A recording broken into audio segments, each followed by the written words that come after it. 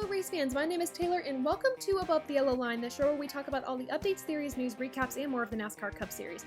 Today is all about the Toyota Owners 400 at Richmond Raceway, recapping the events there, and they kept calling this the action track, and I would say minus the last 70 laps, it was pretty meh, but we'll definitely get into that in a little bit. We're going to discuss the finishing lineup for these drivers, the points, and then discuss some of the top moments of the race in the down the line segment. I'm thinking I'll discuss some playoffs in this section, but we're also going to have a whole playoffs episode in a few weeks. We have to talk about one specific driver, too, Denny Hamlin, after these past 9 races, so we'll get into that. There is a lot to discuss with these drivers surrounding this race, so let's dive right into it, spending some time talking about how these drivers finished and where they stand in the playoffs.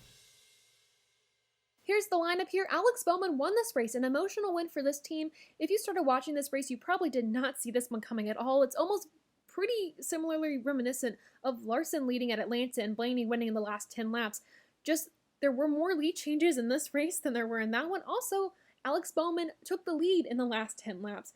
So some deja vu there, just some different drivers. Bowman started out this race as the fastest car on the track. He just never got good track position to take over the lead until the last restart, where he started third and was able to go around Logano and Hamlin to win the race. Bowman was on a mission the whole day and had a car that really never fell off. He shockingly overcame a late race penalty for an uncontrolled tire on a pit stop after stage 2. A lot of drivers actually overcame some pretty significant odds today that we'll get into. He also had a very strong car all day and was able to take advantage of the opportunity to restart third and win the race. Before we talk more in depth about everyone here, let me list off the top 10 drivers to just get it out of my system.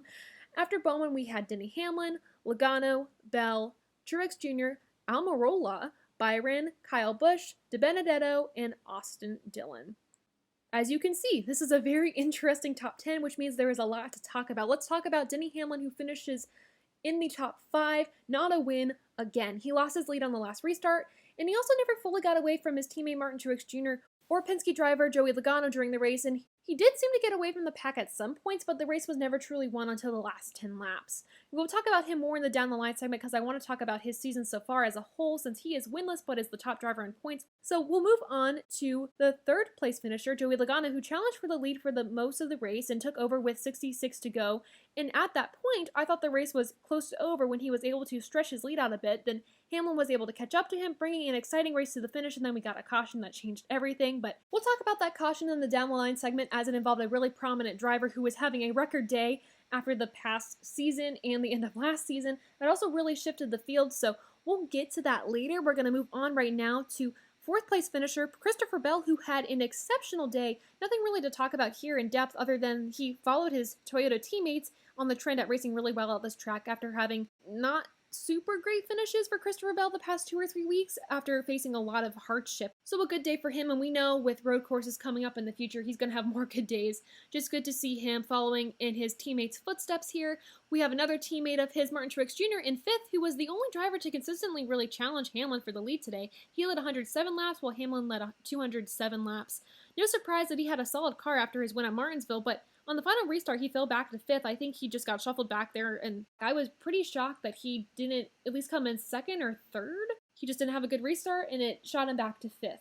And this is where things get really good, you guys. We're seeing Eric Almirola finishing in 6th. Yes, the Stewart-Haas racing car of Eric Almirola finishing inside the top 10. This is his first finish inside the top 10 this season, and this is his second finish inside the top 15 this season so far. He collected stage points as well, as you can see from the graph. A solid day from him, but he will need a win to make it into the playoffs. I can almost guarantee it that he will not be able to make it on points alone.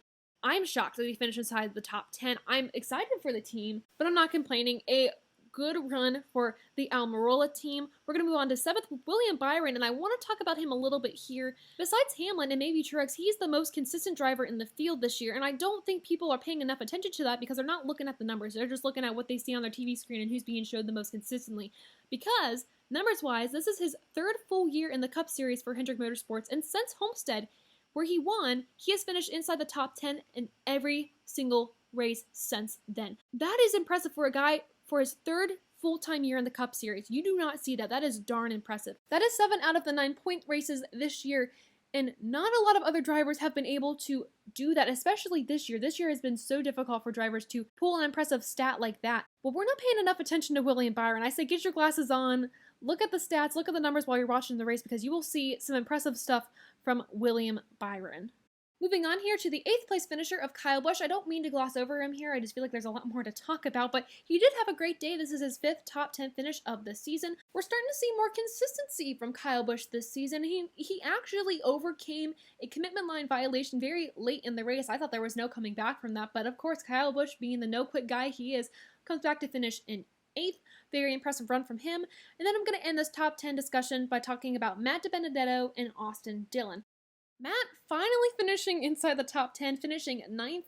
I am so incredibly thrilled for his team. He has consistently gotten better over these past few weeks, and if you don't believe me, you're going to have to look at these numbers. He has been slowly but surely narrowing down on a top 10 finish since the start of the season, literally finishing a spot better than he did in the last race. It's been a consistent season for him, and I don't think a lot of people have noticed that. He's run into a lot of bad luck, and we focus on the bad luck on a lot of these drivers, but he is consistently learning and getting better and better each race. Literally, numbers-wise, you can see that. He finally finished in the top 10 after finishing 13th at Bristol, 12th last week. Things seem to be looking up for that team. I really don't want to jinx that, so I'm knocking on wood right now. I'm not jinxing the team. But if that team can stop running into bad luck and other people's issues, I think we could see him finishing in the top 10 a lot more consistently. But even then, like, a lot of the drivers in the field, running into an issue is not going to stop Matt DiBenedetto. He's going to keep going until the race is over. So I'm hoping this top 10 finish means that things are going to consistently start looking up for that team. Finally, we got to mention Austin Dillon finishing this race in 10th today with his 3rd top 10 finish of the season. Actually, like Matt DiBenedetto, they benefited a lot from a caution that I will mention in a few seconds that put them back in the mix. Not to say that the caution put them in the top 10, I don't want to say that, but it really did help them out getting in a crucial spot to where they could contend for a top 10 finish. We've talked, guys, inside the top 10. Now let's expand our horizons and look at the rest of the field. Gotta mention 2 Hendrick guys that we didn't see in the top 10 today, Elliott and Larson. Elliott consistently fell back during the race today, and he was really a non-factor, which is something we didn't really expect, knowing how good he is at short tracks and road courses in particular. And then Larson as well, they both have great averaging finishing positions at this track above their teammates, actually, so I personally was shocked that these two struggled greatly at this track. Elliott finished 12th, not as horrible as it could have been considering where he ran most of the day after restarts. And then Larson in 18th, which besides wrecking out at Bristol and getting into a crash at the Daytona road course, this would be his worst finish yet of the season, without outside factors affecting his race. Not sure what was going on with those cars today, but they were definitely off the pace from their teammates who finished inside the top 10. If you go down the list, you'll see that Tyler Reddick finished all the way back in 20th, and I mentioned him in particular because he was having such an amazing day racing inside the top 15, really close to the top 10 spot, and even inside the top 10 if we're just going to keep going down the list here. He just kept falling back almost like the way Chase Elliott did during this race. And he was on par to finish with his RCR teammate Dillon, but I'm not sure what happened there. I was kind of disappointed for that team because he was running pretty strongly. He was also in my fantasy lineup, so I wanted him to do really well. Finally, I want to talk about Bubba Wallace before we dive deeper into this race. He crossed the finish line 26th.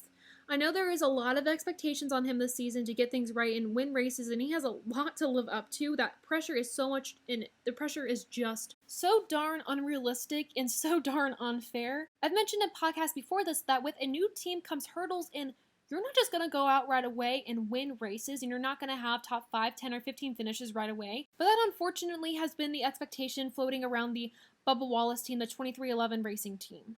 I want to point out this tweet coming from Phil Spain on Twitter. He got this conversation on the team radio for Bubba Wallace, and I'll put it up here. I'm not going to read it. I did blur out a word. Got a little ugly, but he's rightfully frustrated with his team and crew chief for not getting him to where I think, or where he thinks, especially, he should be at this point.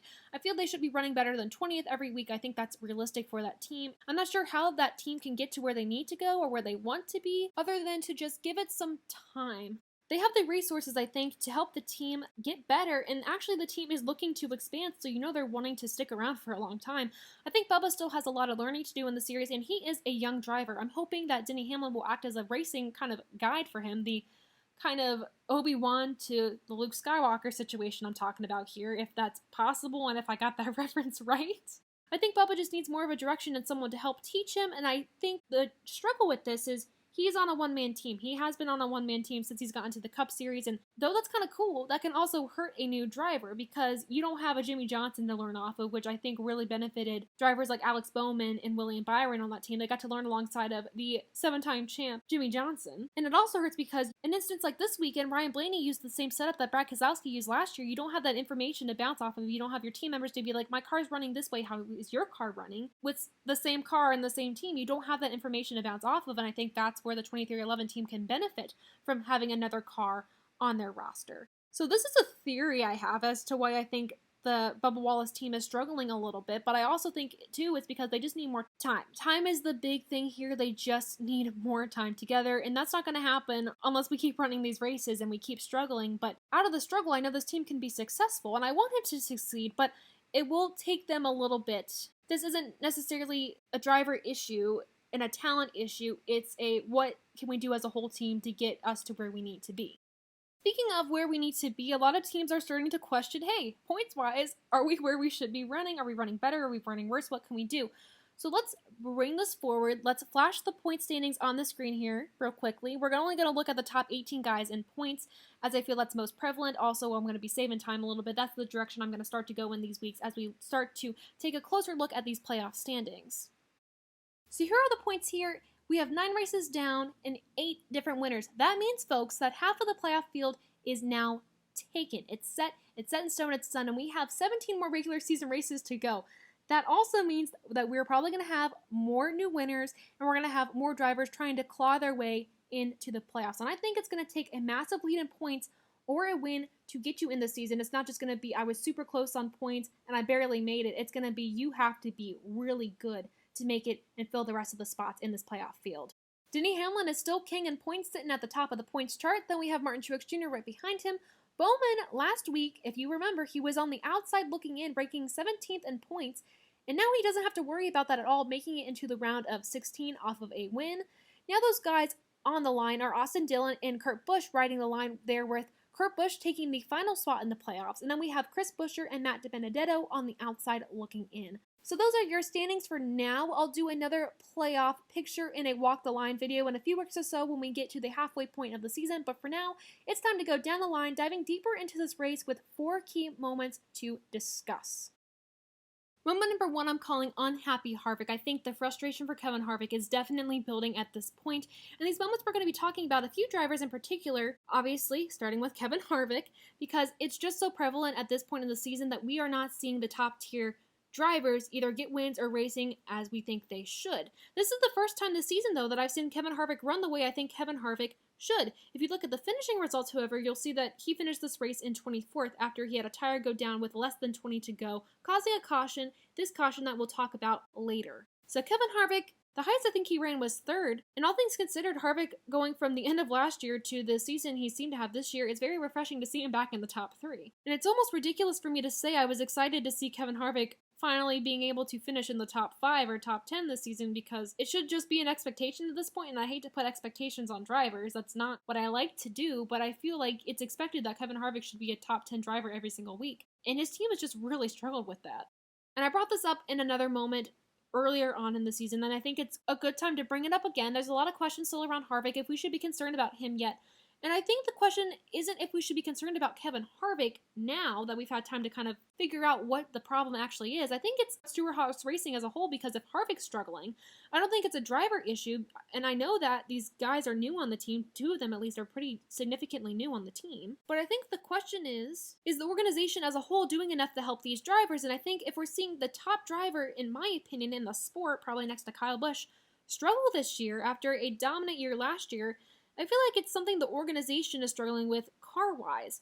Now, I have some theories as to why this is happening, but I am not willing to present them or discuss them here on the podcast because they're not based in fact, and I don't want to start something if I cannot fully support it. But I do feel there is a real issue right now in the Stewart-Haas organization, and these drivers just aren't getting the cars that they need.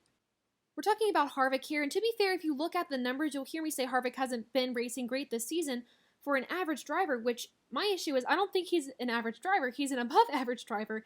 He has finished in the top 10 this season with all the bad luck that he's had behind him. 6 out of the 9 races. So that's why I say we shouldn't be worried about Kevin Harvick, but the organization. Because Harvick is able to take a really crappy car, almost like Kyle Busch is able to do week after week. I mean, at least he says he has really crappy cars, but he's able to take a really bad situation and he's able to weasel his way into the top 10. Now, that is a top tier driver. That is only something a great driver is able to do.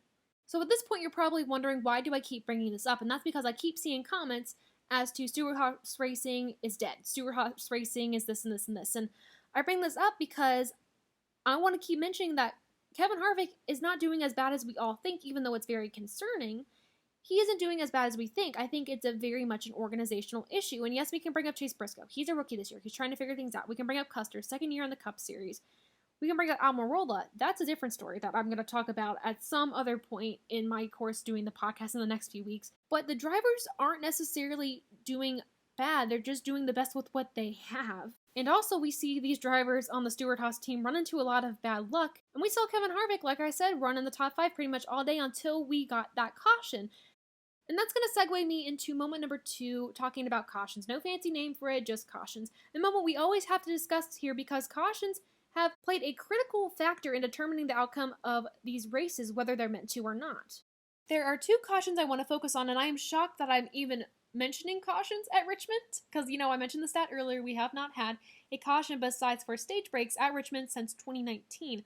We'll get to the Harvick caution that I mentioned and when we talked about Harvick in a second, but I want to do things chronologically, so we'll start with caution 1 of 2, starting with one with Ryan Newman. On lap 141, there was a caution for Ryan Newman. I'll show you this here. He was racing with Austin Cindric and Kyle Larson, and Newman didn't get a lot of damage with this, but he seemed to be clipped by Cindric. Kyle Larson got on the inside of him, and it was just a big mess. That, of course, not a lot of damage to Newman's car, but it definitely brought out the caution as he went spinning near the wall in the top part of the track. The reason this caution is so important, other than it was the first caution we've seen in a while at Richmond, is because it happened in the midst of green flag pit stops. A huge blow to a lot of these teams. And at this point, there were only 11 cars on the lead lap as cars were cycling back through. So it was a huge break for those 11 cars. Some of those drivers being Corey LaJoie. We got Suarez, Reddick, DiBenedetto, to name a few. Were able to get back in the competition or back in the top 10. Same with Keselowski and Blaney, who had yet to pit. Were able to kind of get back in the mix of things after they seemed to waver back and forth during the day. And speaking of Brad Keselowski and Ryan Blaney, this pit stop, they decided to do some strategy play that really did not pay off. And I mention this because Brad Keselowski was your winner last year at Richmond, and we expected him to do semi-well at this track today. And starting all the way back in 20th, there was a lot of ground to catch up on. And we know by looking at the stats from Richmond in the past, we looked at in the past podcast, that you really want to be starting in the top 5 of this race to have a chance at winning. So we knew Brad Keselowski was going to have a pretty big uphill climb and that he was probably going to have to throw a Hail Mary in this race if he wanted to get something done, and he definitely did. As those 11 lead lap cars cut a break, they were able to come to pit road and come back on the track pretty close to the front of the field. Brad Keselowski and Ryan Blaney decided to stay out as everyone else came in to pit. Yes, that would put them closer to the front of the field, but it also came at the cost of not getting fresh tires and fuel. So Brad chose to stay out and restarted 6th, and it really cost him because though he was able to lead some laps, he started to get lapped by the rest of the field, which took newer tires. The only way to save this race for him was to get another caution, but of course this is Richmond. We weren't going to get another caution soon or at all. So with 3 to go in stage 2, Keselowski was lapped by Denny Hamlin, and Keselowski's race was pretty much done from that point. Like I mentioned, a win from 20th position at Richmond is a lot. That's really something that not a lot of people are able to do. You have to be willing to take a big risk to get there. But there's a difference between a calculated risk and throwing a Hail Mary. And like I said, I think that's something that Keselowski had to do. But I think it needed to be, a calculated Hail Mary, I'm going to call it. And I think at this point in the season, you don't want to be throwing these Hail Marys until you have to. And I think Keselowski might have honestly thrown away a good finish today. He could have probably finished in the top 10, maybe top 15. I'm also shocked that we're talking about Brad Keselowski, and he's the only one of his teammates to not have a win so far this season. And he's yet another veteran driver throwing in the mix, like with Hamlin, Harvick, and Kyle Busch, to have not have won yet this season. It is a shocking list of drivers. I can't believe I'm saying these drivers are still searching for a win. But I think it's just way too soon to try something different, especially at a track that we only go to once a year. This would have been a solid track for Keselowski, who's good at this track, to gain some valuable points in. Maybe if we get to the last 8 races in the regular season, that's the time to pull some risky business. But Now it's way too early, and it really cost Brad Keselowski some points. Now let me move on to the Harvick caution. This happened with around 19 to go in the race, and this is the one caution that stuck up the field again and took the win away from Denny Hamlin, who was struggling to completely take the lead during this race. But at this point, he was actually contending with Joey Logano to take the lead back, and I think he could have gotten there since there was still a bit more to go in the race. So with that, we had the caution, then we had the restart. Pit stops were fine. Nobody messed up during the pit stops. That was good. That was really good. Everyone was still in the mix. This restart was crucial for a lot of drivers trying to get a surprise win, and crucial for those drivers trying to close out their good days. This caution had Martin Truex Jr. back in the mix, restarting in the top 5, and then it had Alex Bowman restarting 3rd. And though he had a dominant car, and yes, he won this race, this was his first time actually having a shot at catching the top 2 cars, since they always seem to drive away from the pack. So this was his only shot, and he really capitalized on it to get the win. I mean, if the race was 10 more laps on the final restart, maybe Hamlin was going to catch up to him, because we saw Hamlin really desperate to get that win after he lost the top spot. And on the final restart, we just saw him kind of zigzagging around lap cars, which also the lap cars played a key factor in today's race, which could have been a moment all on their own, but I digress. That still was not enough to catch Alex Bowman. With that, let's move on to moment number 3. I'm calling false advertising. Now, this moment is pretty opinionated, so buckle your seatbelts for some opinions. I'm sure you saw the commercial advertising for this track as the action track, and nothing against Richmond at all, but I would not agree at all with this statement for multiple reasons. Stage 1 and Stage 2, and even lots of the final stage were very uneventful. Yes, on lap 141, we got our first caution since 2019, and keep bringing that up, because that was probably one of the most exciting parts of this race, and then another one near the end of the race, but even then, it was only the last 70 laps where we really saw some really good racing for the lead, making things really exciting as Logano closed in on Hamlin and they duked it out for the win. I always say the last stage had the best racing, and I think we have seen that in most of the races this season, actually. Even with the stage racing, trying to get these drivers to fight for stage points, we haven't seen a lot of action during those stage ends. This, of course, is not specifically about the track, but this is about kind of the season advertising in whole as the most exciting season yet. We've only seen really heavy and exciting racing during the stages at the end of the stages, only pretty much in the Daytona 500 and at the Bristol Dirt Race, where we saw Suarez and Martin Truex, I think I'm remembering correctly, fight for a stage win. I mentioned the caution stat in the last moment, and I think the fact that there were no wrecks or cautions since 2019 does not scream action for this track. Sure, it's great that the drivers were careful and didn't damage their cars, but that's not what you would call action. And I mentioned a few seconds ago, this season was labeled the best season yet. It's just false advertising to subvert our expectations, and I think, honestly, hyping everything up this season has really damaged my perception of the racing I've seen, and also has damaged, I think, fan expectations too. I think we were expecting something spectacular, something exciting, and we really have not gotten that, and that's really hurting NASCAR, I think. I think they really advertised this wrong, and I don't know if it's because of the advertising, I don't know if it's actually because the quality of racing has dipped, but I think my whole perception of this season has been off. I will say this has been the wackiest season so far, with a lot of these different winners in the first half of the season. I don't know if that's a good thing. I think it's definitely turned things upside down and has made you really dive into the stats and everything to see, like, are the stats correct? Are things just crazy? It makes you kind of theorize things more. So I will say it's been a wacky season, and this is definitely an opinion, a very opinionated opinion. I want others to get in on. Comment down below, comment on my Twitter, just send me a message, I don't know, about what you think about this. I've heard a lot of different things from people. There's definitely excitement in this season, but it's quickly being let down by a lot of mistakes, errors, not preparing. I want to know in the comments below what you think about the, quote, most exciting season yet.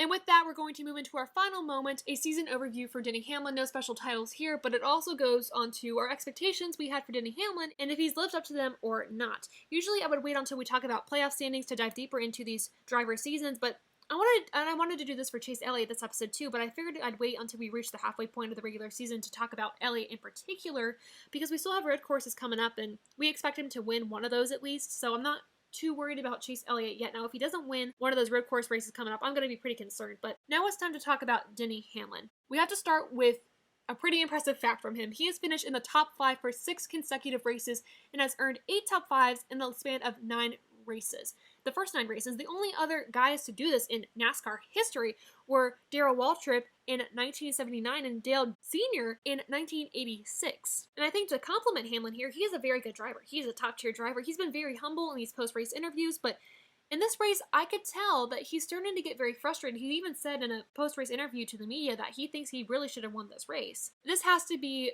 frustrating for the guy, like the broadcast said, who could miss a race and still probably have the points lead. This also has to be frustrating for Hamlin because he can lead every single lap of the race, but it really doesn't matter because the win goes to the guy who leads the last lap, and Hamlin just has not been able to lead that last lap of the race. You can tell the frustration is starting to mount for Hamlin. He's keeping it pretty chill, but you could see this race, at the end of this race at least, he was willing to start to tap cars out of the way. But I think what he's realizing and what the fans need to know is that you cannot win a race this year, or really, I guess, at all, without getting your hands a little dirty. And I think we've seen a lot of maturity and growth from Denny Hamlin. I have certainly become a Denny Hamlin fan the past few years. I used to really not like him. He was one of my least favorite drivers in the field, and I think with his added wisdom, his added humbleness, he's definitely willing to race cars a little bit differently. I think I've really grown to like him, and I really want him to succeed. And I know I got frustrated. I was one of the Chase Elliott fans that hated him after he wrecked out Chase in one of the Martinsville races when he was still driving in the 24, almost got his first race win. I was frustrated with him then. And now I'm staring at him and I'm yelling at my TV, WWJD Denny Hamlin, and that's just my short words of saying, what would Joey do? Because there's a certain point, like I said, you cannot win these races without getting a little dirt on your hands, and Joey Logano is willing to do whatever it takes to get a win. He's willing to wreck someone else. I think at some point, Denny Hamlin has to realize, I need to do what I need to do to win, and that might mean I'm going to piss someone off. And that's so important because another point I mentioned earlier, to get into the playoffs, no matter how high in points you are, it might come down to if you won a race or not. It might not matter how high you are in the points totem pole. So I think having that win is going to guarantee you a spot because as we're moving on, like I said, there's still 17 races left in the regular season and we have half the slots filled up already. It could be you only get in on a win, and I think Denny Hamlin is really going to have to start racing others like a win is going to be what it takes to get you into the playoffs. Before we close out this section, I want to talk about Denny Hamlin's team as a whole, which I think will give us some perspective onto how he's been so dominant this season, because it's not just him driving the car. It's not just Denny Hamlin's driving ability, which is fantastic. It is second to none, but it's also his pit crew. And I want you all to take a look at this graphic here from the Fox broadcast. They ranked Denny Hamlin number 1 as drivers on pit road. They ranked his pit crew number 3 on pit road. And if you put it all together, looking at this graphic now, Denny Hamlin ranks number 1 overall as the best team and driver on pit road. And the reason to bring this up is we got to credit not just these drivers for being great, we got to credit these teams, because if your pit crew does you dirty, doesn't do well, we can see like Ryan Blaney last weekend, the air hose got caught. It wasn't really anyone's fault, but that pit stop cost him the win of the race. That I think that was a race that Ryan Blaney had in his hands at Martinsville last weekend. So your pit crew can cost you a race no matter how well you drive, and having a balance between a great pit crew and a great driver is going to get you a championship. It's when is the driver willing to do what he needs to do to win this race, even if it's not the clean way to win the race. So Denny, it's up to you. You have to ask yourself, are you willing to get your hands dirty for a win? And that's a pretty big morality question to end the down the line segment on, but it's true. It's how far are you willing to go to win one of these races? And I think at Talladega, we're going to see a lot of that. We're going to see a lot of drivers being like, hey, this is a wild card race. This is a lower tier team can be like, this is my shot to get into the playoffs. And this is a track where I can do whatever I can and really whatever I want to get the win. And we're going to see probably a wild card winner, but we'll talk about that in our pre-race podcast at the end of this week.